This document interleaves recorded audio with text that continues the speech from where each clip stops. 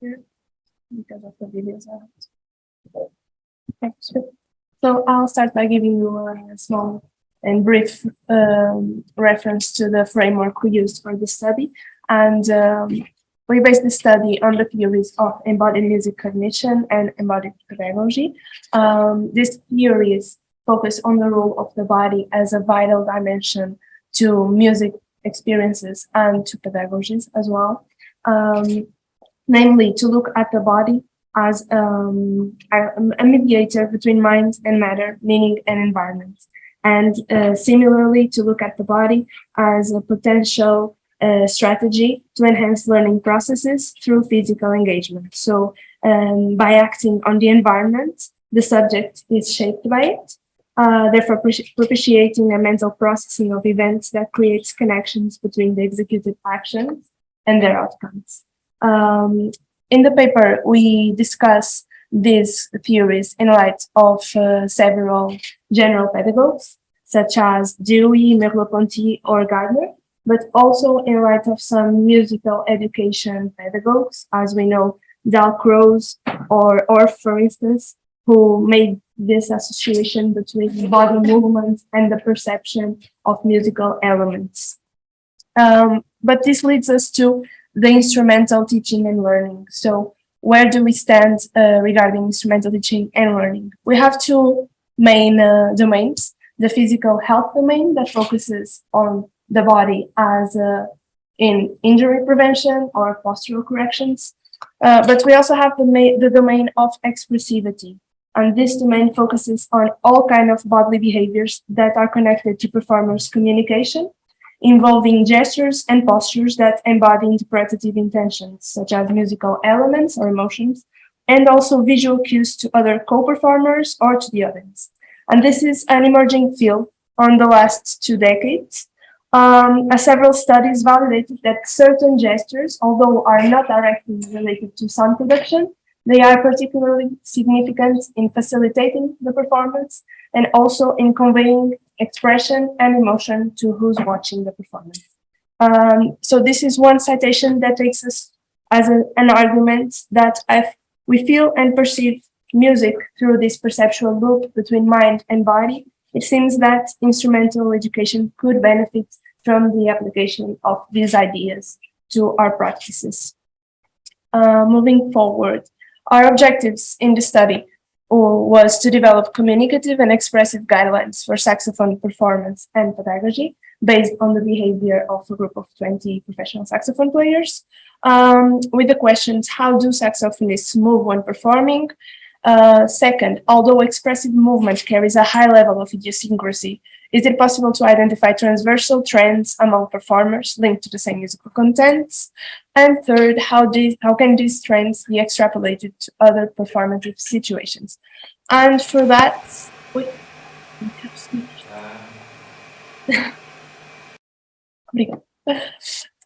this is just to show you the process of a recording session, but we're talking about nonsense. So 20 saxophonists were invited to our recording sessions, professionals and higher education students in saxophone performance. And we designed a setup for multimodal data collection where we included motion capture data, video data from frontal and lateral planes, audio data, and also the indications of the musical score. And they played 5 musical excerpts of the standard classical repertoire for saxophone, which gave us a database of a total 100 performance samples to analyze. As we see in the video, I assume everyone knows, but the motion capture system collects the retroreflective markers that are placed on the body and on the saxophone of the performer, which gives this kind of 3-dimensional representation of the subject. Regarding the data analysis methodology, this was a qualitative study, observational study, and we based our procedure on other qualitative studies on musicians' movement, a systematic observation procedure comprising 4 steps. First, an exploratory visualization of the recording samples, synchronized all recording samples. Second, the annotation of coded gestures in score and production of descriptive synopsis per excerpt and per performer. Third, comparison of resulting scores and synopses. And finally, the identification of key locations and common gestural patterns among the sample. It's important also to say in this point that the difference in our study is that most studies of this kind highly rely only on video data, and actually motion capture data can be used as an important tool not only in quantitative analysis or kinematic analysis, but also in observational procedures, because it allows you to visualize different perspectives and planes, to zoom in and out on certain gestures you are interested in, to actually draw and accompany the trajectory lines to each marker you place on the subject, and also to produce the graphical representations we're going to show you next, which are very interesting for pedagogical purposes. Findings, generally, and firstly, we found that there was inter-performer consistency among the sample, which allowed us to extract the trends I will talk about. We also found that the bodily behavior of the participants was much more related to musical syntax, as in dynamics indications, pitch of the notes, score indications, rather than compositional style. So our first idea was to present the behaviors according to each excerpt, because there were different character excerpts. We replaced that idea with presenting the trends per musical context. So what happened transversally in that musical context. And we ended up with 5 gestural trends. First, expressive communication. The second, pitch counter influence. The third, rhythm and pulse influence. And the fourth, technique facilitation strategies. And the fifth, of course, full body behaviors, postures, and sway. It's impossible to talk about all of them, so I'll present to you 3 examples. And the first example relates to the expressive communication domain. So we're talking about moments of climax in the music, sforzandos, full of tension, endings, crescendo climaxes.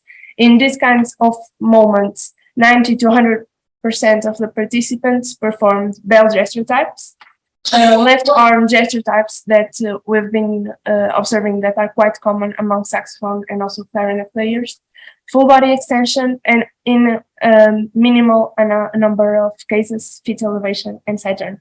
Now, we'll look at 3 players playing the same vivo passage. That's the ending of one of our excerpts, and I'll the sound. Yep. Yes. Yeah. It's a bit distorted, but okay. It was supposed to be in an natural. Okay, it's good. Perfect. And the second one, and the third. So we can see that the bodily behavior is quite similar between the 3. The second example I'd like to show you, and I'm not sure when this will start to play, but relates to pitch counter influence domain. And here we observed that there was a relationship between the height of the musical notes and the height of the center of gravity of the participants. So an extension motion was noted when the pitch rose, and flexion motion when pitch lowered, but this took place only in 2 places.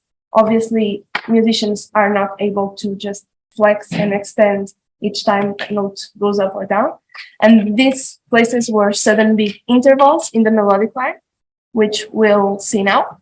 And second, ascending scales comprising 4, 5, 6 notes in a row. We'll look at a player that goes up every time he reaches this high D.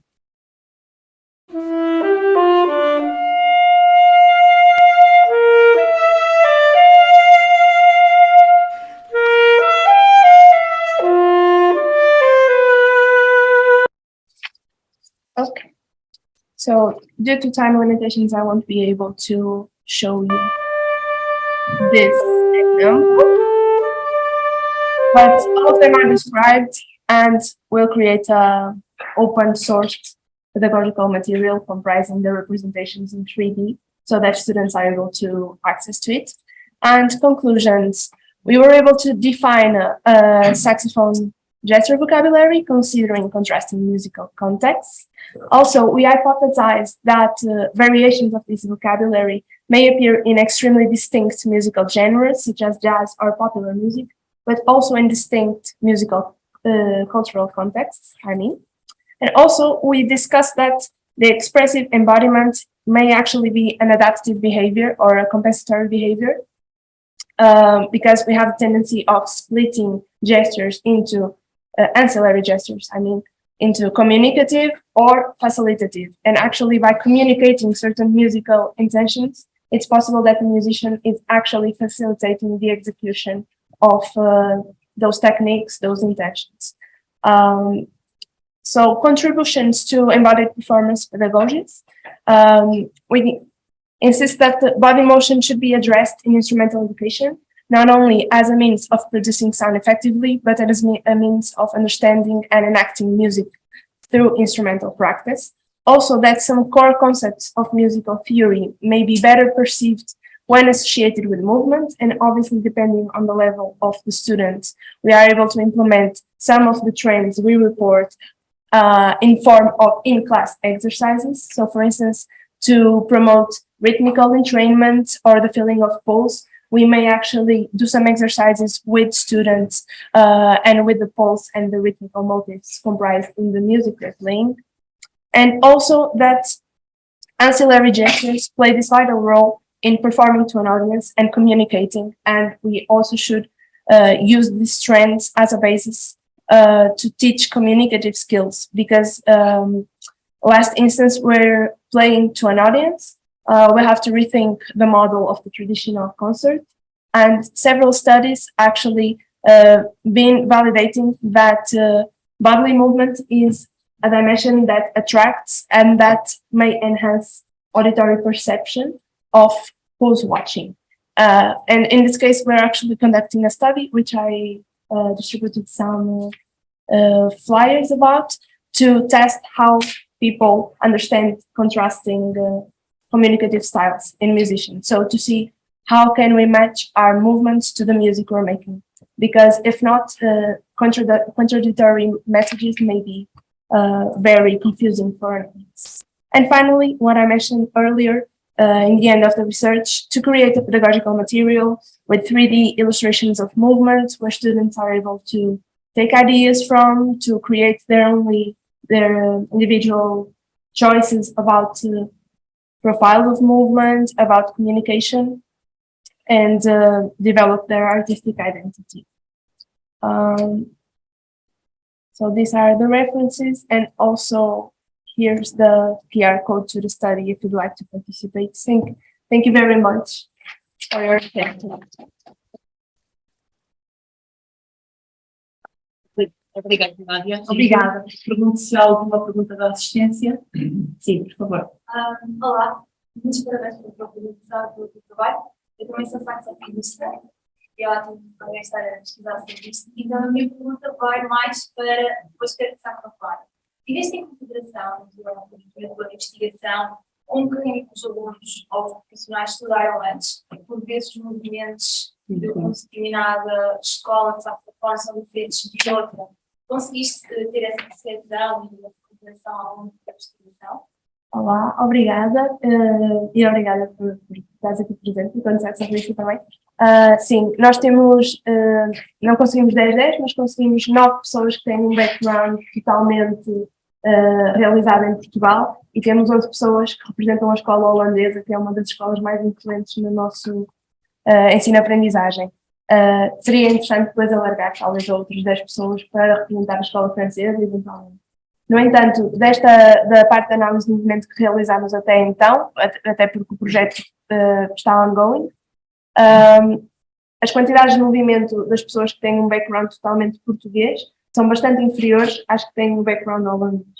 E uma componente do projeto consistiu também em entrevistar as pessoas e perguntar quais foram as influências pedagógicas, até como é que eles abordam isso com alunos, e perceber realmente como é que a escola e a abordagem conceptual ao saxofone interfere.